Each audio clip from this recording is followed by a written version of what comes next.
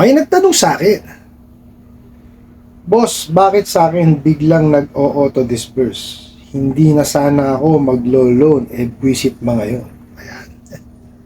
Napakaganda ho nitong tinanong nyo sa akin na to. Pero bago ho natin siya sagutin, imbitahan ko muna sana kayo na pakisuportahan po yung aking mga social media account sa YouTube, Facebook, and TikTok. Actually, napakarami ho, no? Nagtatanong sa akin yan, paano daw gagawin nila pagka nabayaran na nila yung utang nila sa OLA at in-auto-disburse. Okay, ganito ho gawin nyo. Total, sabi nyo nga ho, nabayaran nyo na. Okay? Nag-auto-disburse. So, ibig sabihin, reloan yan. May history na ho kayo na nagbayad kayo, tama? So, ibig sabihin, meron na ho kayong reference number o reference ID. Okay? At alam nyo na rin ho, no? Yung mga payment channels nila. Gawin nyo, pag nalaan nyo agad, no? Actually, napakaswerte nyo, nalaan nyo agad. Kasi yung iba, tumagal na ho ng 3, 4, 5, o dumating na yung due date, no? Sa ikapitong araw, tsaka pa lang niya nalaman na mayroon palang in-auto-disburse sa kanya. O, di ba mga luko-luko yung mga yan? O, pagka ho gano'n, nalaan nyo agad, isolin nyo ho. Okay? Picturean nyo ho yung proof of payment or i-screenshot nyo, i-email nyo sila. Okay? Email nyo sila na hindi naman ako nagre-reloan sa inyo. Ba't nyo ako in-auto-disburse? Okay? Eto na ulit yung in-auto-disburse nyo sa akin, tapos i-attach nyo po yung screenshot or yung photo ng proof of payment po ninyo. Okay? Tapos na ho yun. Wala na ho kayong responsibilidad sa kanila. Okay? Mga kalukuhan yung mga OLA na yan makalamang lang Hindi po ba? Actually, isa ho yan sa naging dahilan, no?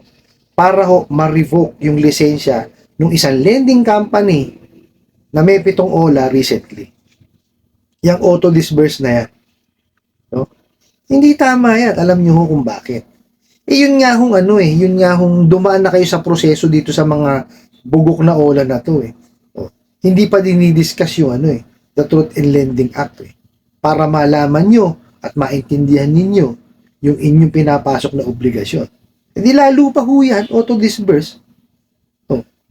Di ba? Buti nga lang ho, nalaan nyo agad Kung hindi nyo nalaan agad yan, di todas na. Kagaya nga ho sabi ninyo, visit yung mga yan. Di ba? Kasi nga, ayaw nyo na mag-loan. Balik nyo! Di ba? Hindi ho tama yan. No? Kahit ho saan silang hukuman makarating. Hindi ho tama yung ginagawa nila na yan. Nakita nyo nga ho, nakasama dun sa di ba? Sa nung SEC, dun sa naribokan nila ng lisensya. So, ibig sabihin, bawal yung ginagawa nilang auto-disburse. Kaya huwag kayong matakot. Solin nyo ho.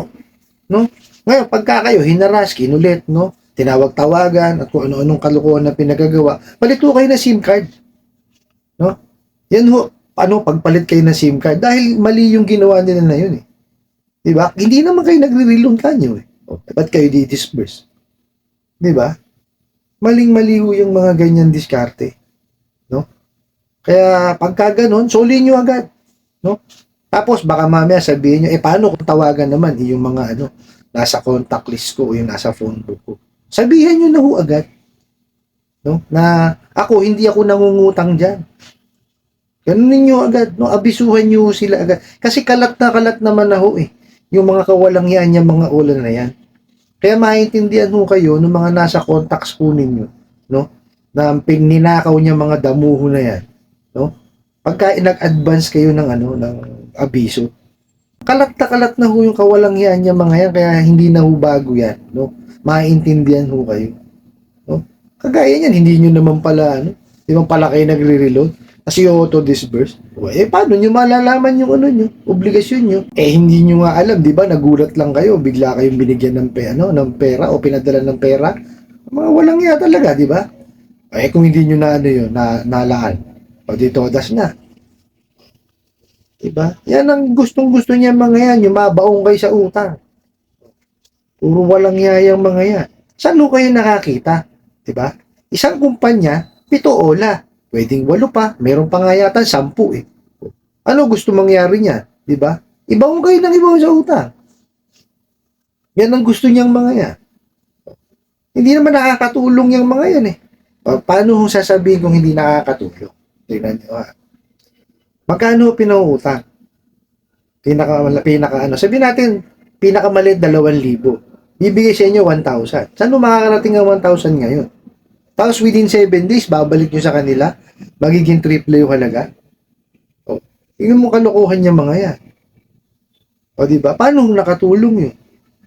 Di po ba? Kaya ako ho, ang payo ko sa inyo, no, sa mga baguhan ho na nanonood at sa mga datihan na ho nanonood sa akin, maraming salamat po, ano? Huwag niyo nang tangkilikan niya mga yan. Kung gusto niyo ho talagang manghiram, doon ho kayo sa mga lending, financing, bangko. Malaki pa ho ang mahihiram ninyo, no? Tapos sa mahabang termino pa po. Diba? Di kaya dyan sa mga yan, 7 araw. Oh, anak ka ng kamote. Paano tulong yun? Diba? Hindi ho tama yung ganun eh. O, so doon ho kayo sa lending, financing at bank.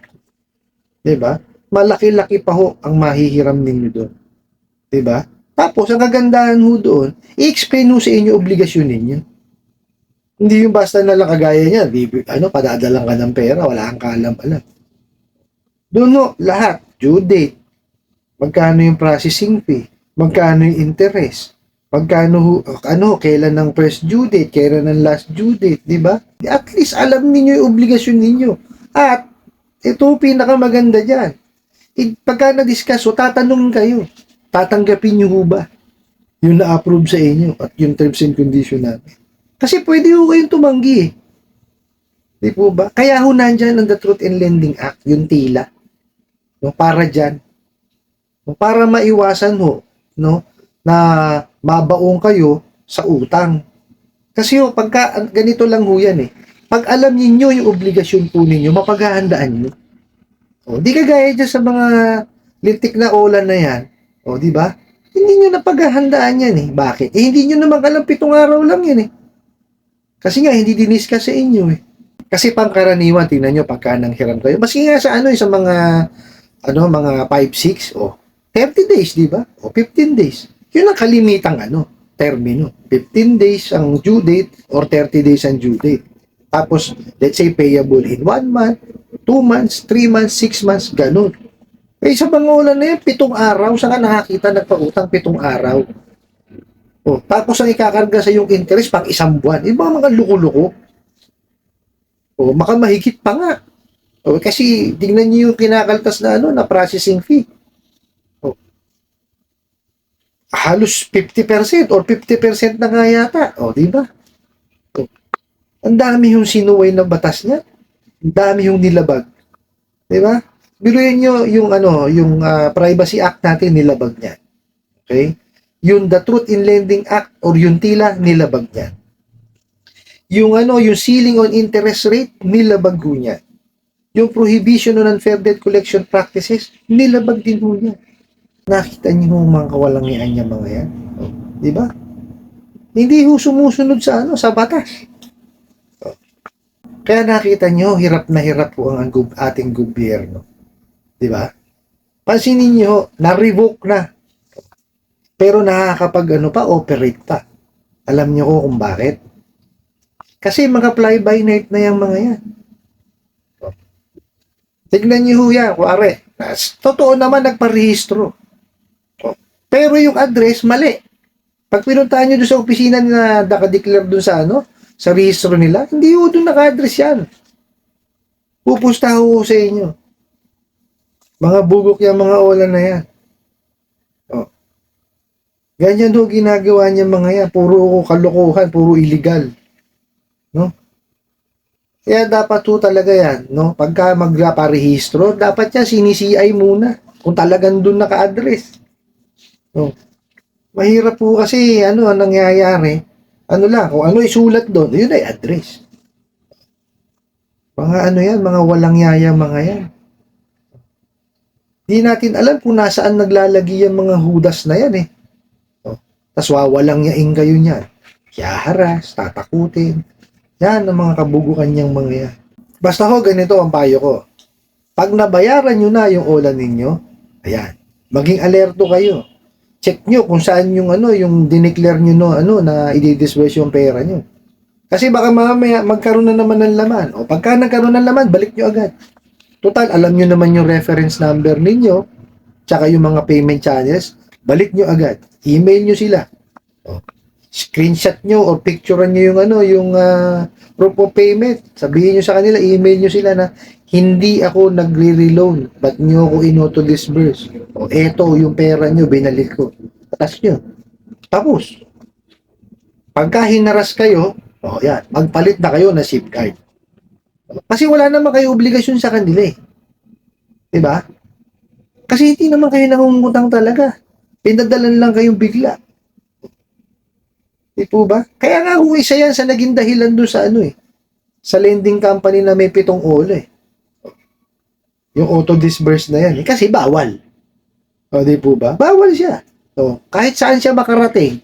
O, kahit anong pananakot ang gawin niya, hindi uubra yun. Kasi hindi nyo alam eh. Bawal yung ginawa niya na yun. Yung auto-disburse, bawal yun. Hindi nyo alam eh. Di po ba? Kaya ako sa inyo, balik nyo lang. Pagka kayo hinaras, palit kayo SIM card. O, tapos, inform nyo yung mga mga nasa contact details nyo. Kasi definitely yun, i-message nila yon. Mag-advance notice na kayo sa kanila na hindi ako nangungutang sa mga yan. Di kaya bayad na ako dyan. Baka mamaya i-message kayo o kung anong harassment ang gawin sa inyo o kung anong sabihin sa inyo, wala na akong utang dyan sa mga yan. At least nakapag-abiso na kayo.